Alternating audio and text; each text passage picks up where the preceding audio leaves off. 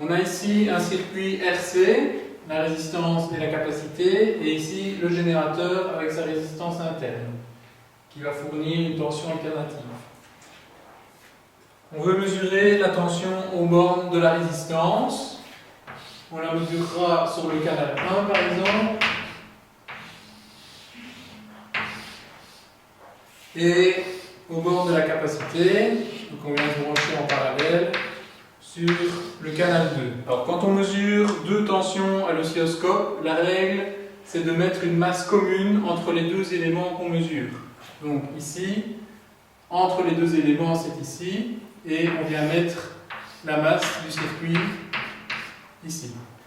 Puisqu'on met la masse commune ici, on doit brancher le générateur avec ceci, qui est une prise qui va déconnecter le générateur de la masse. On dit que le générateur est à masse flottante. Si on ne le fait pas, qu'est-ce qui se passe? Eh bien, vous avez la masse du générateur, qui est par exemple ici, mais vous avez aussi une masse là, donc 0 volt ici et 0 volt ici. On court-circuite la capacité. Alors, il faut faire bien attention au branchement. Les deux entrées masses de l'oscilloscope doivent être liées au même point du circuit. Si vous ne le faites pas, si vous faites des mauvais branchements avec vos fils, vous aurez peut-être quelque chose comme ceci.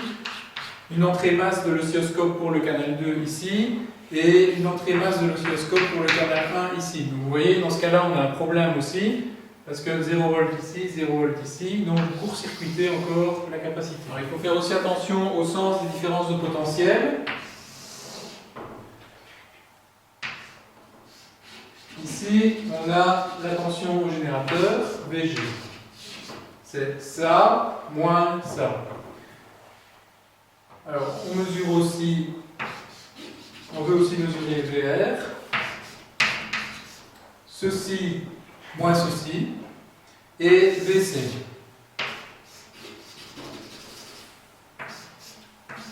Ceci moins ceci. Et vous avez la loi des mailles, VG, c'est VR plus VC. Alors maintenant, qu'est-ce que l'oscilloscope mesure? L'oscilloscope mesure par rapport à la masse. Donc ici, vous avez le 0 volt, et le canal 1 mesure en fait cette tension-ci, ceci, moins ceci. Ici, c'est la référence. Et pour l'autre canal, canal 2, vous mesurez ceci moins ceci. Et donc VG est égal à V du canal 1 moins V du canal 2. À l'oscilloscope, vous avez un bouton permettant de sommer deux tensions. Mais ici, vous voyez, on a un signe moins. Donc on doit aussi inverser la tension au canal 2. Donc on utilise le bouton Add pour sommer. VCH1 plus VCH2, et on utilise le bouton moins CH2 pour inverser le canal de la tension au canal 2. Donc on a bien VCH1 moins VCH2. Alors ici vous avez une prise électrique, la masse c'est ceci, donc ça impose la tension de référence. Ici on va déconnecter le générateur de la masse, donc on utilise une prise comme ceci, vous voyez on n'a plus de masse. Là, et on branche le générateur là-dessus. La masse à l'oscilloscope est indiquée par l'entrée à l'extrémité, ici, ou quand vous avez deux couleurs, l'entrée est noire. On a le circuit ici RC série relié au générateur, la résistance et la capacité. Le fil qui relie les deux éléments, c'est ce fil bleu ici, et donc c'est ce fil-ci qu'on va relier à la masse de l'oscilloscope. Ici, à la masse,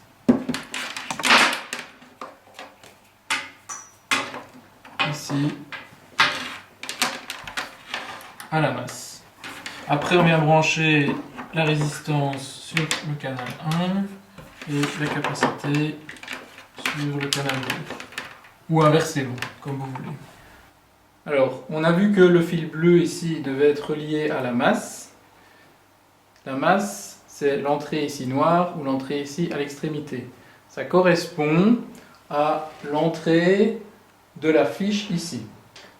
On l'appelle aussi terre parce que ça correspond à un fil qui est planté dans la terre en dessous du bâtiment. Et toutes les entrées terre de toutes les fiches du bâtiment sont reliées au même fil de terre en dessous du bâtiment. Alors si on se met sur le ground ici, qui veut dire terre, on a le potentiel ici, de ceci. Et c'est le potentiel de référence et on dit que c'est 0 volts. Quand vous venez mettre les éléments sur le bornier, veillez à bien rentrer le fil de fer dans les trous, sinon vous pouvez avoir des mauvais contacts électriques. Ici on a le signal sur le canal 1, la différence de potentiel aux bornes de la résistance. On a mis, vous voyez, le canal 2 sur off. Alors il faut faire bien attention, quand vous faites ça, il faut déclencher sur le canal 1, parce que c'est celui qu'on regarde.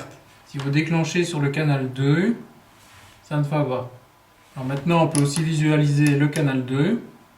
On a ici le signal aux bornes de la capacité. Alors, il faut faire attention avec la fréquence. Il faut que vous ayez un plateau ici. Donc ça, c'est pas bon. Ça, c'est meilleur.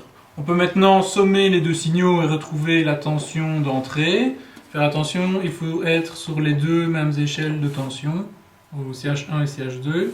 Donc on fait add et moins CH2 et on retrouve bien le signal carré d'entrée. On va maintenant regarder la décharge aux bornes de la capacité. Pour ça, on va juste regarder la capacité sur le canal 2. On met le canal 1 sur off. On déclenche bien sur le canal 2. Voilà. Alors ici, vous voyez décharge, charge, décharge, etc.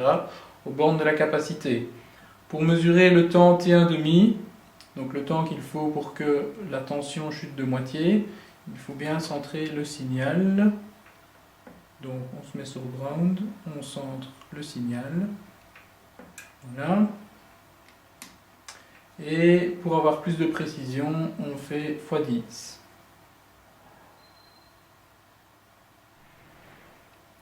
Voilà. Et donc le temps T1,5, c'est le temps pour aller de la fin du plateau jusqu'à l'axe des abscisses.